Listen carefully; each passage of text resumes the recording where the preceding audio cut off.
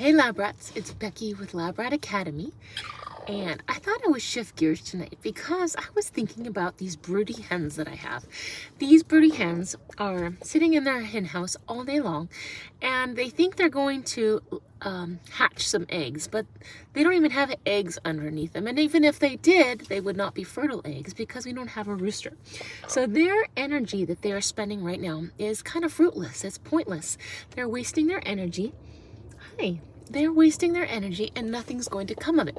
So I was thinking of how that actually could apply to my life. Am I broody? Am I a broody hen? Are you a broody hen? Are you brooding over something in your life? Like, are you bitter about something, or is there some unforgiveness in your heart that you're just holding on to? Oh, I've got to hold on to this because if I don't, something's going to happen, or something won't happen, or something will happen. But I was thinking of how that actually affects us. If we're brooding over something, it causes us to be irritable. Like these ladies. You see that? They're like irritable. They're impatient. It makes you impatient. It makes me impatient if I'm brooding over something. It makes me stressed out. It makes me overwhelmed. It also causes me to be unhealthy in different areas of my life. Like these ladies, they don't go out to eat. They don't go out to drink water. And so they're not pooping, their digestive systems aren't working. So if I'm brooding over something, I could be causing harm to myself, maybe physically or emotionally or spiritually or socially. Definitely socially, because I'm not being very kind to the people around me. Maybe financially, depending on what I'm brooding over.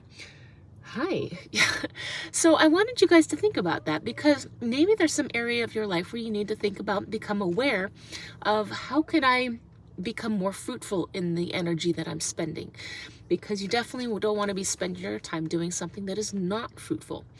And they're starting to fall asleep. And if you do become aware of something that does need to change, it's very difficult to do it on your own. The Bible says that when you remain in him and his word remains in me, I can bear much fruit. Apart from him, I can do nothing. Which means that if I try to do it on my own effort to do things in life, it's going to be fruitless and pointless. And it's not going to have any lasting value. Like these ladies, there's no lasting value to what they're doing here. And so I have to keep taking them out, and they come back in. I take them out and I bring them, they come back in. So I just want to encourage you guys, if there's something in your life that really doesn't have any lasting value, get help. Seek the Lord. Pray about it. And have somebody keep you accountable. Like I'm trying to keep these ladies accountable. Take them back out. They come back in. Eventually, they're going to know, okay, we need to stop coming back inside here. So I hope this is an encouragement to you. I hope that this amazing science right here is actually helping you connect the dots in an area of your life that is not science, like your own personal welfare. I love you guys. I hope you learned something fun, and I hope you're challenged. We'll talk to you next time. Bye-bye.